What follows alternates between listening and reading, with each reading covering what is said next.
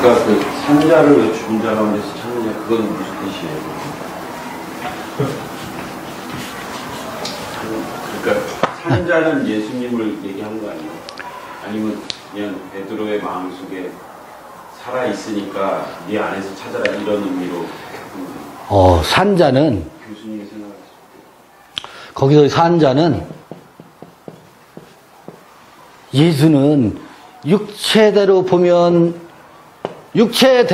보면 살아있을 때 예수가 제자들과 3년 반 동고동락할 때 제자들에게 각인된 예수는 산자 예수가 아니라고. 세상 임금 예수지. 임금 예수지. 근데 예수는 끊임없이 예수의 하나님과 하나님 나라와 예수의 정신을 끊임없이 얘기하는 그게 산자거든. 그런데 살아있을 때도 3년 반 예수와 함께 할 때도 예수를 통해서 제자들은 무엇을 꿈꿨어요? 죽은 자의 세계를 늘 그 죽은 자, 세상 임금을 세워놓고 내가 노 중에서 누가 크냐라고 토론을 하잖아요. 세베대의 어머니들이 로비를 하잖아. 우리 아들들을 더 높은 자리에 있게 해달라고. 누가 크냐, 이게 제자들의 논쟁이었고, 이게 예수를 따라다니는 이유였었다고. 요거는 산자가 아니라고. 이건 죽은 자라고.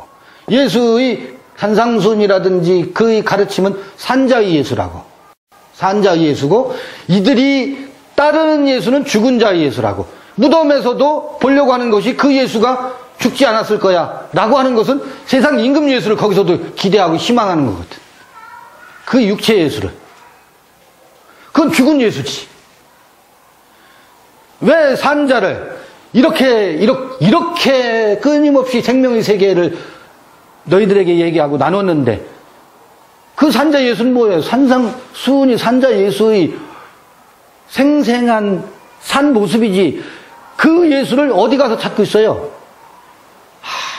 죽은 자 가운데서 찾는다고. 이건 저는 엄청난 메시지라고 봐요. 이걸 잊지 않고 우리는 그 육체가 부활했다라고 하는 것으로 예수를 무엇을 만들어요? 다시 세상 임금 만들고 있잖아요. 그 세상 임금을 만들어 놓고 지금 좇고 있으니 그 세상 임금이 죽어야 된다. 지금 다시 죽어야 된다. 그러니까 예수가, 네. 예수는 실질적으로 하나님이시지만 또 세상 임금도 된다고 저는 생각해요. 그분은 세상의 왕이시란 말이죠. 네. 그런 측면으로 보게 되면 네. 그분을 세상의 왕으로 생각하는 그런 개념이, 네. 그것이 중요한 게 아니라 내가 자꾸 세상을 향하는 게 중요한 거야. 내가 하나님을 생각해야 되고 천국을 생각하고 하나님 나라를 생각해야 되는데, 내 마음이 자꾸 어디 가냐면 내가 예수 믿는다고 하면서도, 네. 내가 구원받았다고 하면서도 자꾸 내 생각이 세상을 향해서 가는 거예요.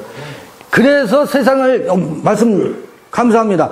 그래서 그 세상을 향하는 마음 때문에 그 예수와 그 하나님을 세상 임금으로 트랜스포머 시키고 있으니, 그러니까 그거는 네. 인간의 내면 속에서 이루어진 일이기 때문에, 그건 뭐냐면 인간이 수정해야 될 부분인 거예요. 중요한 핵심은 뭐냐면, 인간이 수정을 하든 수정하지 않든 간에 하나님이 진행해 가시는 역사가 있다고요. 그러니까 하나님이 진행해 가신 역사에 대한 인식, 그것이 해석인데, 그것이 가장 중요한 거죠. 그러니까 인간은 부패하잖아요. 그러니까 예수 믿었어도 사실은 온전하지가 못하거든요. 그러니까 온전하지 못한 가운데 진정한 회전하는 그림자도 없는 그 예수 그리스도, 그분을 통해서 내가 자꾸 변화받는 거거든요. 근데 세상 임금이라고 하는 그런 어떤 외형적인 걸 딱 하나 놓고 우리가 세상 임금을 바라보는데, 그 세상 임금을 바라보는 게 아니라 진정으로 부활하신 예수를 바라봐야 된다고 하는, 여기다 초점을 맞춰야 되는데 자꾸 세상 임금이라고 하는데 초점을 맞추니까 중요한 건 내가 변질되는 거고, 내가 세상을 바라보고 내가 타락하는 거고, 내가 자꾸 나빠지는 거거든요. 그러니까 그거는 내가 예수 그리스도를 통해서 고쳐가야 되는 거란 말이에요. 근데 그거를 딱 구분해가지고 세상 임금 그리고 세상 임금이 아닌 본원적인 예수 네. 이게 자꾸 이원화시켜서 얘기를 하니까 네. 이게 초점이 안 맞는 것 같아요. 안 맞죠. 절대 안 맞습니다. 이게 안 맞는 네. 목사님 절대 안 맞습니다. 그 부분에서의 갭이 그건 결국 크게 느끼고 계실 거예요. 아니 그러니까 그건 네. 제가 이제 뭐 얼마든지 토론할 수는 있는데 네. 그 토론할 수 있잖아요. 뭐 서로 뭐 이렇게 얘기할 수 있고 얼마든지 마음 터놓고 뭐 공격적인 게 아니라 네. 그냥 얘기할 수 있는데 저는 이제 그 토론을 하려면은 두 가지 중요한 토론이 있다. 하나는 뭐냐면 예수님이 부활하셨느냐 안 하셨느냐 이 부분에 대한 거. 또 하나는 뭐냐면 예수님이 재림하실 거냐 아니면 이미 재림하셨느냐. 네. 이거는 굉장히 중요한 얘기거든요. 거의 뭐 그러니까 그건 토론하면 안 되는 거야. 아니 왜냐면 그거는 아니 그러니까 잠깐만. 그거는 전제해놓고 그 다음에 토론하자야. 저는 그 부분을 우리가 기독교의 핵심이 무너지는 거거든요. 그건. 우리 생각해 봅시다. 이게 그것이 의미하는 바가 뭔가? 그것이 좀 더 성서에서 말하려고 하는 바가 뭐냐? 네, 그거예요. 그거를 토론하자는데 요거는 건드리면 안 되고. 아니 그거 얘기하는 거지. 네. 예수님의 부활, 네. 예수님의 재림, 네네네. 이것을 어떤 관점으로 보느냐가 네네네. 이게 기독교 신앙의 핵심이에요. 맞습니다. 이게 무너지는 거야 이거는. 맞죠. 건드리면 안 되죠. 그러나 그것이 가져다주는 얘기는 안 되는 거 맞고. 네. 이제 제가 이제 궁금한 거 한 가지 뭐냐면 네. 네. 지금 베드로가 왔던 그 예수님을 세상 광으로 봤을 때와 그렇지 않았을 때의 부분적 예를 들어서 이제 관점이 달라진 거 아니에요, 그죠? 지금 말씀하신 대로 보면은 그러면 그것이 이제 오늘날로 비춰지는 것이 또 이제 지금 교수님께서는 이제 지금 정통 기독교 그렇게 보고 있다는 거잖아요. 정통 기독교가 베드로가 봤던 초기에 봤던 세상 임금으로 예수님을 보고 하나님 보고 있기 때문에 네. 이런 문제가 생겼다 이렇게 하시는 거잖아요. 맞습니다. 그걸 이제 돌파구를 찾기 위해서 그건 아니지 않느냐 이 얘기를 이 관점에서 보고 이제 말을 해주고 싶은 거잖아요. 그죠? 그렇습니다. 뿐만 아니라 그 예수가 죽어야 된다. 2000년 전에 죽었던 예수처럼. 그래서 변화되는 교회가 어떻게 이제 베드로의 이제 관점이 달라졌듯이 오늘날 교회의 어떤 뭐 지금 교회는 다 얘기하고 있어요. 문제는 이제 핵심을 건드지 말고 하자니까 이제 얘기 안 되고 있는 것 같은데 보니까 그것을 이제 얘기했을 때 어떤 변화를 가져올 수 있을 것이냐. 예를 들어서 아까 지금 뭐 우리 요한복음에서 봤던 것처럼 이해가 되니까 깨달아지니까 달라지더라 하는 부분으로 가자는 그리고 진리가 자유하게 만들었다라는 것까지도 보면은 네. 그런 관점에서 어떤 뭐 말하고 싶은 게 있는 것 같아요 보면은 아유. 그런 거잖아요, 그죠? 그러면요. 그런 건데 그 부분들에 있어서 과연 그것이 돌파구가 되고 말씀하신 대로 교회의 어떤 이제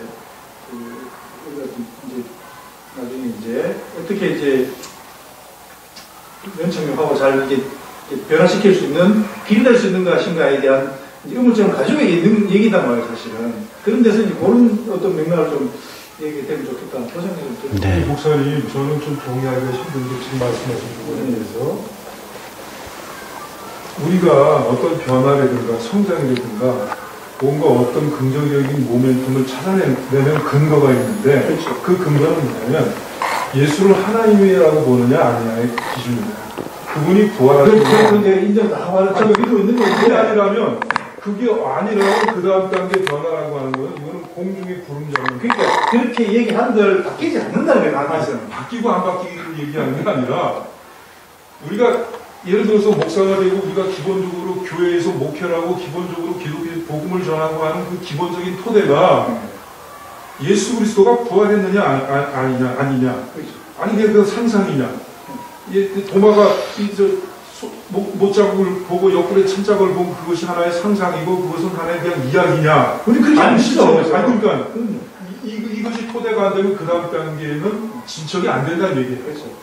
그래서 오늘 쪽을 딱 내야 되는 거고. 이제. 아니, 그러니까 저는 그런 얘기 얘기하는 게 아니라, 그래서 그래서 좀 논쟁하는 거예요, 지금. 저도 토론하는 거예요. 그러니까, 예수님이 재림이 없다. 이미 그분은 재림했다. 이거는 거의 뭐, 이거는 진짜 그야말로 죄송하지만 다 이단들이 하는 말입니다. 지금 얘기 듣고 싶은 아유, 이단들은 그런 말 안 해요. 이단들은 오히려 재림을 더 강조하고 그런 이야기도 있는데 재림을 그걸 악용하는 경우가 많죠, 사실은. 그러니까 지금 왜냐면 그 앞에 포장하는 거 이렇게 다 포장. 그러니까 저를 또 오해하신 게 있어요. 재림했다고 단회적 사건으로 재림된 것으로 말씀하시거든요. 50일 날 재림 아니 그러니까 베드로에게는 그가 다시 오셨어. 베드로 안에. 그것처럼 베드로에게 그게 보여졌다고 하면 성서를 읽고 하나님 나라를 열망한다라고 하면 우리 안에 하나님 나라, 우리 주기도문 맨날 하잖아. 하늘에 계신 우리 아버지의 이름이 거룩히 여김을 받으시오며 나라의 임하오시며를 하고 있잖아요. 그러면 이미 재림은 끝났다라고 제가 말한 것으로 단정 지으면 아니 오늘 우리에게서 그 주기도문의 성취를 열망해서 베드로에게 임했던 다시 오심을 우리가 읽고 인용하는 건데 예수는 그때 와버렸다. 이것으로 제가 말한 적이 없거든요. 그러니까 제가 어떻게 이해했냐면 그러니까 무슨 얘기냐면 이게 도그마식으로 가면 곤란하다는 거예요. 그러니까 네. 진행형이란 말이에요. 예수님의 재림은 지금 오고 계신 건데 그분이 지금 오고 계신데 사람에 따라서는 이미 지금 말씀하신 오순절 성령 받음으로 말미암아 재림하시는 예수님을 경험한 것 같은 사람도 있다는 거 그렇게 제가 이해했어요. 또 그러면 이제 네. 좁혀져 가요. 네. 좀 좁혀져 가는데 다만 거기서 우리가 70년대 80년대 저도 그 기독교의 열풍과 그 금식하면서 성령 체험이다 뭐 방언한다 그 열광의 도가니를 지나온 사람이에요. 방언 체험 한다고 이제 그 랄랄라도 저 누구 못지않게 많이 했던 사람이고, 자 그러면 그것이 성령 체험이니까 그 이 오순절의 사건인가? 모든 사람들은 평양 신학교의 그 대부흥 운동과 대구에서의 그 성령 운동과 70년대, 80년대 성령 운동이 오순절의 사건을 대비해서 설명한단 말이죠. 한국 기독교 이 현대사에서 그건가? 저는 그건 동의하지 않아요.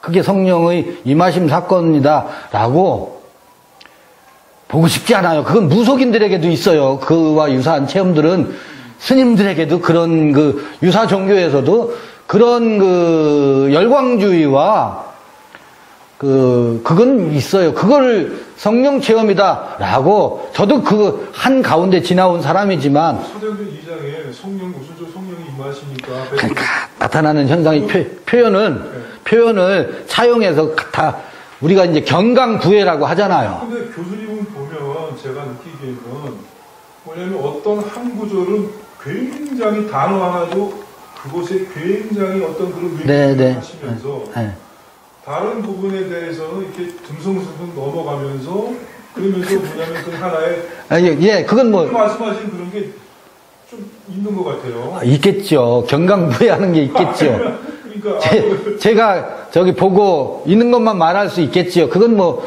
달게 그 비판하실 수도 있고 또 그런 소지가 저도 있을 거라고 생각은 해요. 왜냐하면 나도 내가 보고 있는 것을 중요하니까 보고 있는 것을 지나치게 강조할 수 있을 거예요. 근데 성경은 1.1도 오류가 없다고 받아들인다면 저는 그렇게 생각하거든요. 성경 우리가 해석하고 설교할 때 어느 한 군데라도 충돌이 난다고 하면 수정해야 된다는 거예요. 저는 그 생각을 아주 뼛속 깊이 하고 있거든요. 뼛속 깊이. 무슨 얘기냐면 성경은 통전적인 것이기 때문에 내가 이렇게 보고 싶어도 저쪽에서 어떤 반대적인 어떤 그런 그것이 보인다면 수정해야 된다는 거예요. 그래서 당연히 무슨 얘기냐면 성경이 한 군데가 아니라 반 군데라도 충돌이 되면 그 해석을 포기해야 된다는 거예요. 그러니까 우리가 그 부분에 대해서 좀 주의를 기울여야 되지 않을까. 내가 필요한 부분은 그냥 막 극대 해석을 하는데 반론적인 그런 것이 있는 그 부분은 그냥 막 넘어간다고 하면 이거는 아니라는 거죠. 그냥 넘어가지 않을 거예요. 근데 지금 이제 그 부분에 또 집중하면 또 그러니까 그냥 넘어가는 것처럼 보일 수도 있어요. 그냥 넘어가지 않을 거예요, 아마. 제가, 여기하고 충돌이 있다, 이게 뭐지? 그 고민은 전 많이 하는 사람 중에 하나거든요. 좀 지나가서 네. 베드로 후서 같은 경우는 베드로가 네. 그 시에 제가 이제 세상 예수님을 이제 세상 왕으로 본 이후에 네. 다 예수님 죽고 말씀대로 하시면은 이게 다 이제 다 이제 경험한 다음에 이제 쓴 그렇죠. 편지라고 보면 그렇죠. 근데 후서 3장에서도 보면은 주님이 재림한다는 얘기예요. 이때 재림은 뭐라고 얘기를 하는 거예요. 이렇게 되면은 이렇게 얘기해 버린단 말이에요. 그 설명이 좀 필요해지거든요. 좀 답 좀 해주세요. 그러면 제가 동문서답을 할게요. 거기서 힌트를 얻으세요. 우리는 끊임없이 그 예언을 할 수밖에 없어요. 아들이 오실 것이다. 왜? 그 약속을 받은 자들이거든. 우리 모두는 베드로 이후에 베드로가 관계하는 모든 사람들에게 그러면요. 왜냐하면 그대에게도 이 하나님 나라가 임하실 것이다. 그대에게도 아들이 있을 것이다. 아들이 있을 것이다. 이거는 모든 예언자들이 그거를 제가 함께 이런 시간을 왜 갖겠어요? 목사님들이 왜 설교를 하시겠어요? 모든 성도들에게 그 예언을 하는 거거든. 당신에게도 하나님 나라가 임하실 것입니다. 임하실 것입니다. 임하실 것입니다. 근데 이제 물론 그 하나님 나라는 설교자마다 다 달라. 문제는 지금도 이제 그래서 토론이 우리에게 이루어지는 건데 베드로가 그 베드로 전후서를 읽는 이들 독자들에게 무엇을 말하겠어요? 그것을 예언할 수밖에 없고 그건 창세기에도 있고 누구나 아들에 대한 예언을 할 수밖에 없는 거 아닐까요? 그래서 그렇게 되면은 네. 앞에서 설명했는 것을 부정하는 것처럼 보여버리잖아요. 자칫하면 아니 진짜 지금 그렇게 부정하는 것처럼 말하고 있는 거 아니에요 지금 이렇게 되면? 아니요. 그 설명이 안 되어버렸어요. 무슨 문제 제기를 제가 이해했어요. 그죠? 네, 이해했어요. 그러니까 지금 말씀하신 여기서는 진짜로 이제 네. 그렇게 내가 느꼈다. 세상 인공을 받고 이제는 이래 됐다 하고 설명을 쫙 해줘야 네. 독자들이 그렇잖아요. 아이고. 그러니까 그러니까 네. 제가 지금 느끼는 게 뭐냐면 지금 교수님이 기독교의 기본적인 도구마에 대해서 뭔가 지금 어떤 그런 그 어게인스트한 뭔가 좀 새로운 뭔가를 제시하고자 하는 의도가 되신 거예요. 네. 그래서 충분하게 그걸 이해를 하고 부분적으로는 충분하게 이제 공감이 가는 부분이 있단 말이에요. 근데 이제 전개하시는 그 스토리를 이렇게 보게 되면 선동적이고 기본적인 건 상관없어요. 그건 필요해요. 근데 지금 기본적으로 가지고 있는 그 도구마로부터 반론을 제기하고자 하는 것이 만약에 5이라면 하나라면 지금 교수님 말씀하신 거기로부터 제기되는 반론은 그보다 알아요. 압니다. 그래서 오늘 목사님 많은 그 질문은 사실은 그래서 오히려 그 말씀을 하시면서 저희가 수정하고 기존 기독교 신앙 안에 있는 사람들이 그것을 새로운 관점으로 바라봐야 될 그 부분보다 진짜 죄송하지만 저를 핍박하면서 죄송하지만 교수님도 더 강력한 어떤 그런 그 강의가 되지 않을까 하는 생각이 왜 반론이 너무 많이 생기는 거예요. 반론이 많이 생기죠. 근데 그 의도하신 건 있는 것 같아요. 그래야지 또 이제 한번 뒤집을 수 있는 부분도 되니까. 아니 지금 6학년 되면 6학년이 넘어가면 뭘 의도하지도 않아요. 새삼 40대 50대 얘기고 선택된 것이 있으니까 피차 마찬가지고 새삼 세상을 바꾸고 싶은 마음도 없고 다만 내가 그 터널을 지나왔고 그렇게 보여줬고 나는 이렇더라. 그리고 내게는 이게 돌파구가 되었고 뭔가를 말해주고 싶은 거니까. 네, 그거는 끊임없이. 그래서 이게 하나의 또 어느 정도 의도졌어요. 그래서 이건 그저 저의 몫이다라고 생각하고 그냥 이러고 있을 뿐이에요. 이걸로 저는 종교 개혁이다 이런 거창한 그것도 아니고. 아니, 저는 그런 걸 요청한 건 아니고요. 지금 우리가 그 성경에 대한 원어를 보는 것은 좀 더 정확하게 그 의도와 뜻을 접근하기 위해서 하는 거니까. 네, 네. 그런 차원에서 성경을 좀 통전적으로, 전체적으로 어떤 부분이 아니라 전체적으로 봤을 때 그런 부분에 대해서 좀 이렇게 좀 조명할 수 있다면 참 좋겠다. 그런 생각을. 또 이제 이렇게 하면 토론이 되는데, 저는 최대한 말씀하신 것처럼 통전적으로 보기 때문에 그 창세기 1장의 패턴과 에덴 이야기 패턴과 그 출애굽의 패턴 속에서, 출바벨론의 패턴 속에서 예수의 사건과 이야기들을 보니 이렇게 보이더라. 오히려 그 부분만 보는 게 아니다. 오히려 항변하고 싶은 거죠. 그렇게 말씀을 하신다면. 그렇게 듣는 거 제가 네네. 늘 공존적에서 오해가 생길 수도 있다고 생각도 들어요, 사실. 그래서 이제 한 번 더 볼 계획이 되는데, 그렇다고 이제 우리가 전통적으로 기독교 교리를 성경 안에서 가져왔기 때문에 네. 그게 다르다. 네. 이렇게 말하기는 그걸 받아들이기 어려운 상황도 사실 있거든요. 근데 그걸 어떻게, 이게 뭐 하루아침에 되어진 것도 아니고, 나도 내가 그걸 보고 싶어서 그런 것도 아니고, 성경을 보고 네, 네. 성경을 해석한 사람들의 역사적인 몫이잖아요. 사실. 몫을 우리는 그렇지 않으면 성경 보는 것도 지 마음대로 다 보게 되잖아요. 그래서 첫 시간에 아마 그 비슷한 말씀을 드렸을 것 같아요. 뭐냐면 종교개혁가들, 뭐 칼빈이나 루터라든지 존 낙스라든지 그 시대의 시대적인 요청에 의해서, 또 루터에 의해서 독일어 성경이 번역되고, 그때는 어떻든 사제들만 성경을 보던 때였고, 일방적으로 했던 때에서 천지가 개벽하는 사건이 그 종교개혁 시대에 있었잖아요. 르네상스와 더불어. 그럼에도 불구하고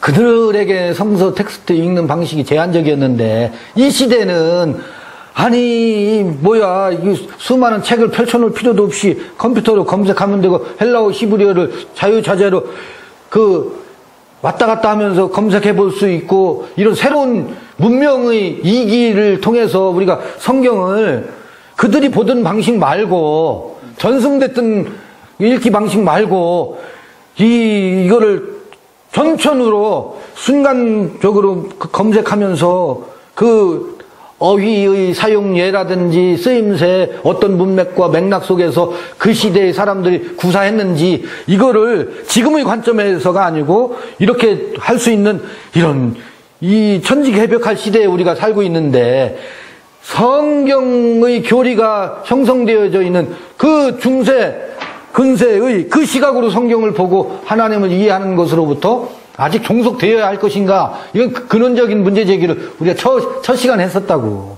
그 문제 제기는 계속되고 있는 거죠, 사실.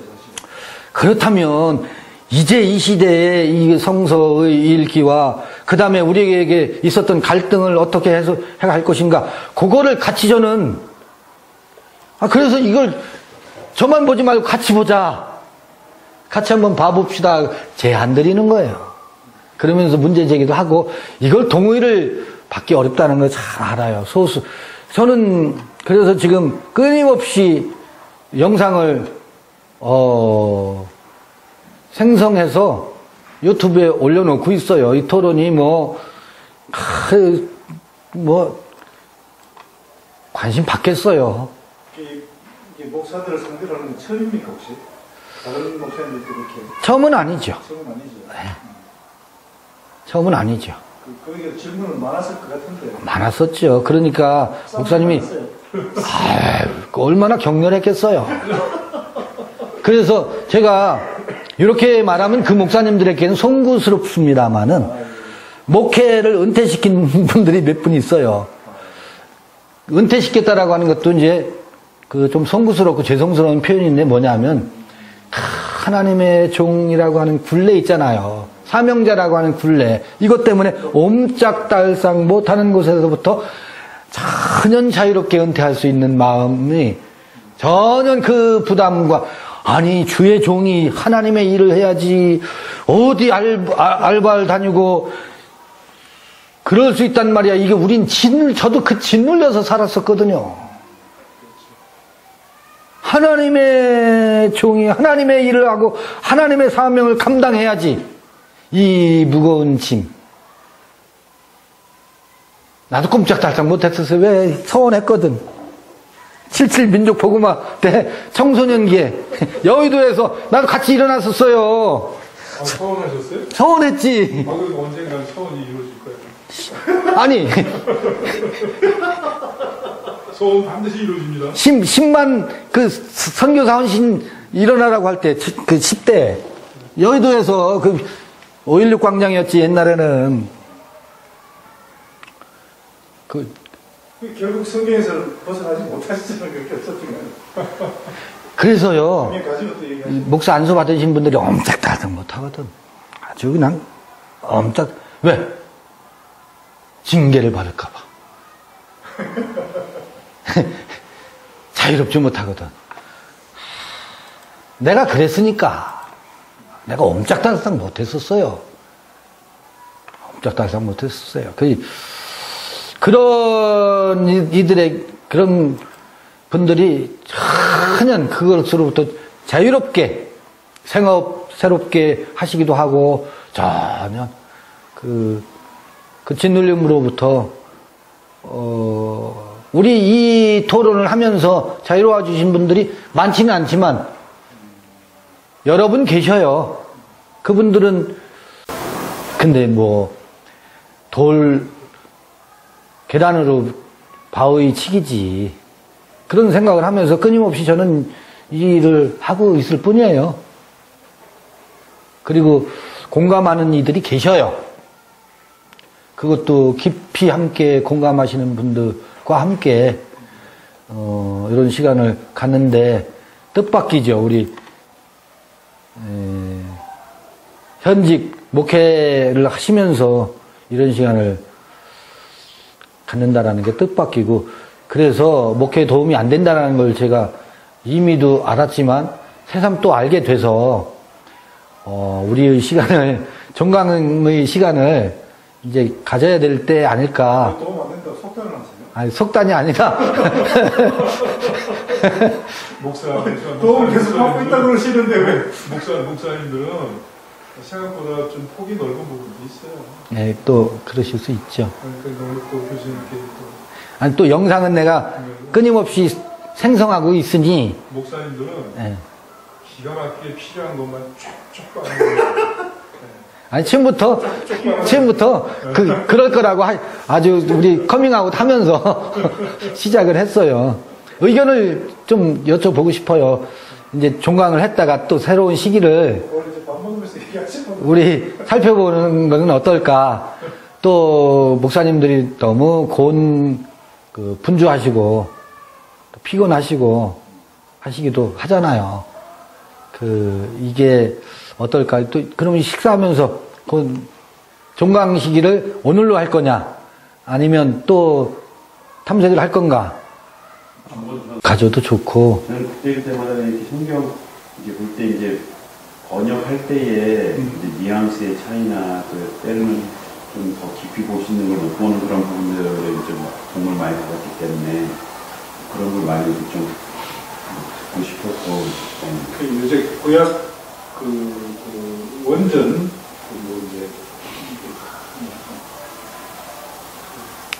히브리어 텍스트 보면 이제 따로 이렇게 공부하는데 제공하신 분이 그런 얘기하더라고요. 이거 하나 해석하려면 30개의 언어를 해야 되기 때문에 너무 힘든다. 이게 기본 헬라어 히브리어는 기본이고 아라 주변에 네. 고대 근동 언어를 다 해가지고 이것을 정말 의미가 뭔지를 알기 위해서는 참 힘든다는 얘기하더라고요. 그런 거 보면 참 우리가 번역본들 보지만은 너무 이렇게 쉽게 접하려고 하는 생각을 조금 지양해야 되겠죠. 만약에 그런 생각 좀 들긴 하더라고요.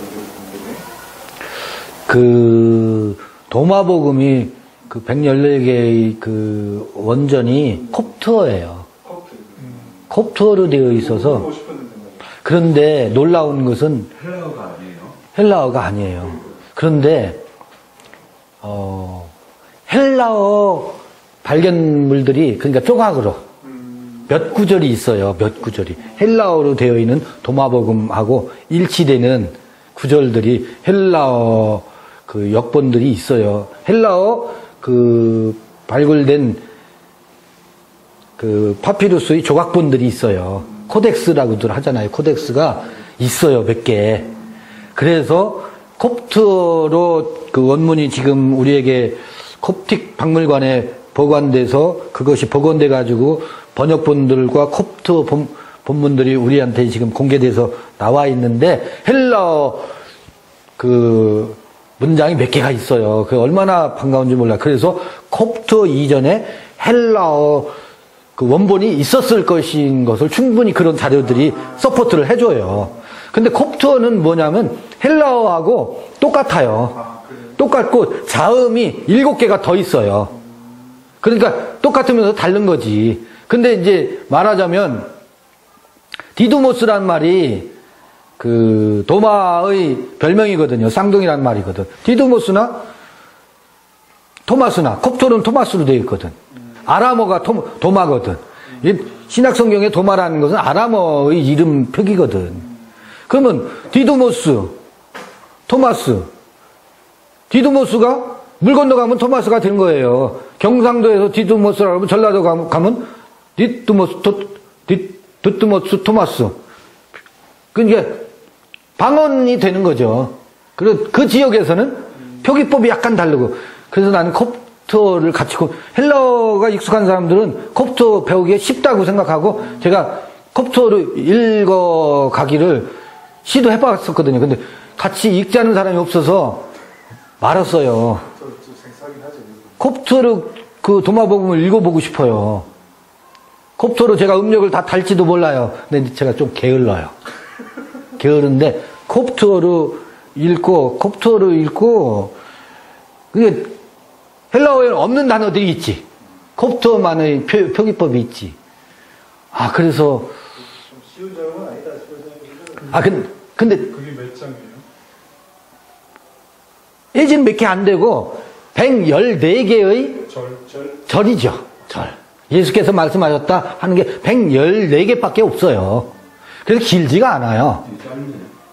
그리고 영어 번역본도 많고 지금은 도마 복음에 대한 연구들이 유튜브에도 많이 나와 있어요. 해외에서. 그래서 이집트 선교사님들이 좋죠. 아람어, 콥트어, 콥틱 방언일 뿐이지. 이를테면. 그리고 헬라어가 한 70~80%는 헬라어가 반영돼 있거든요. 왜냐하면 그게 그 헬라 말에서 그 아랍 쪽으로 이집트 쪽으로 그게 전달된 거예요. 도마 복음이라고 하는 것으로. 자기들 나름 이제 번역본. 그렇죠. 그때 당시도 고대 시대 그 히브리어가 헬라어로 번역된 게 BC 2, 3세기잖아요. 알렉산더 대왕 때 70인역으로 번역됐잖아요. 요거는 AD 2, 3세기로 추정이 돼요. 150년에서 300년 그 사이에 그 번역된 걸로 추정이 되거든. 항아리에서 그대로 보존돼가지고 역청으로 항아리 속에다가 항아리를 덮고 역청으로 밀봉을 해놓은 게 땅속에 2000년 동안 묻혀 있었던 거잖아요. 그러니 콥트어가 지금 이집트에서 쓰는 언어예요? 그 지역에서는 지금도 쓰여지고 있겠죠. 당연히 있죠. 그러니까 굉장히 이건 의경이냐 외경이냐 이런 관점에서 볼 문제가 아니고 1945년도에 발굴이 된 근데 거기에는 14개의 책이 있어요. 뭐 마리아복음 아까 말씀드린 것처럼 마리아복음이다, 빌립복음이다, 유다복음이다, 도마복음이다. 유다복음 같은 거 보면 우리가 동의가 안 돼요. 어떤 그런 문서들 중에서 그게 도마복음을 기초로 뭐 자기들이 작성했을 수도 있고 그런 뭐 추정도 가능하다 그죠. 그렇겠죠. 그때 당시 고대 사람들이 2000년 전 그래서 저는 호기심이 있는 거예요. 호기심이 있어서 이제 그런 것도 하면 참 좋겠고 저는 요게 나는 20대, 30대 신학생들에게 참 관심이 가져졌으면 좋겠는데 왜냐하면 제가 이 여행을 시작한 게 20대 후반, 30대 초반부터 이해를 시작했었거든. 교회에서 갈등 시기를. 참 드문 잡더라고요, 지금 하는 사람들이. 힘드니까 그러는데.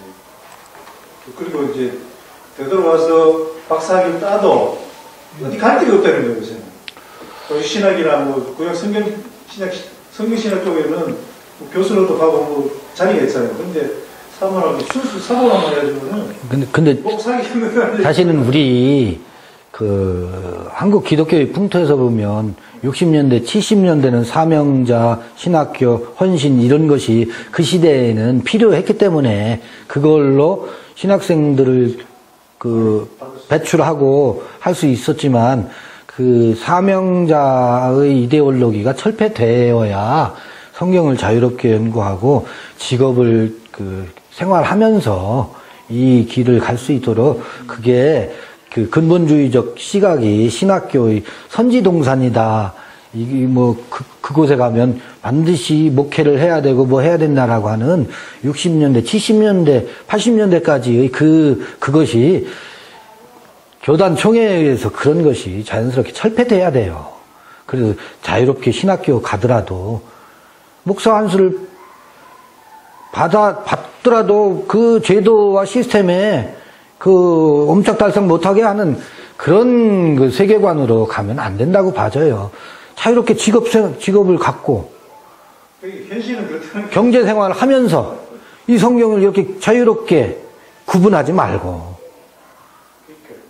그 경계를 허물어 놓고 그러면 자유가 주어지면 이 중압감과 억압 속에서 이게 주의 종이니까 해야 되는 거 이거 말고 좋아서 해야 되는 거죠. 그러면요 그게 자발성 속에서 그렇게 이게 큰 시스템의 변화가 있어야 되는데 한국 기독교도 근본주의적 이게 너무 강렬하기 때문에 어려워요.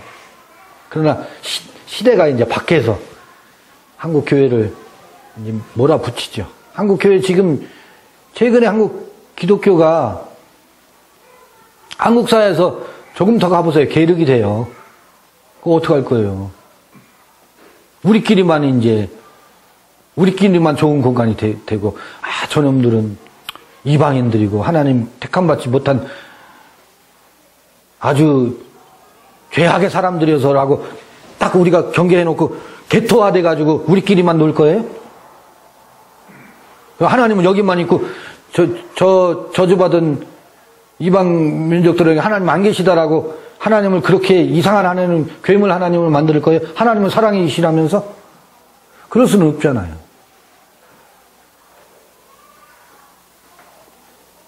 그렇게 빠질 우려가 한국 교회 30년 후에 봐보세요. 그렇게 가지. 지금 신천지가 자기들끼리만 딱 완전히 개토화되어 있는 거나 마찬가지거든. 거기는 교회를 아주 사단의 자식들이라고 하잖아요. 참 목자와 거짓 목자로 딱 나누잖아요.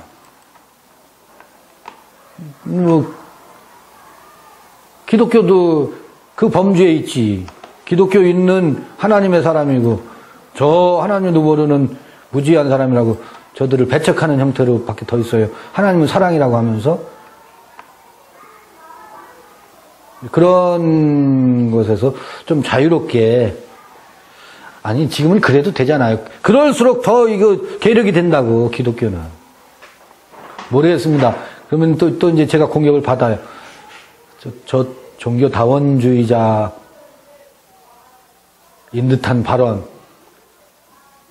또 제가 또 혼나지. 근데 이런 말이 뭉치도 들고 조심해야 되고 이런 말을 눈치 봐가면서 해야 되는 세상은 이제 지나지 않았나? 70년대, 80년대는 여전히 그랬지만 시간이 많이 지나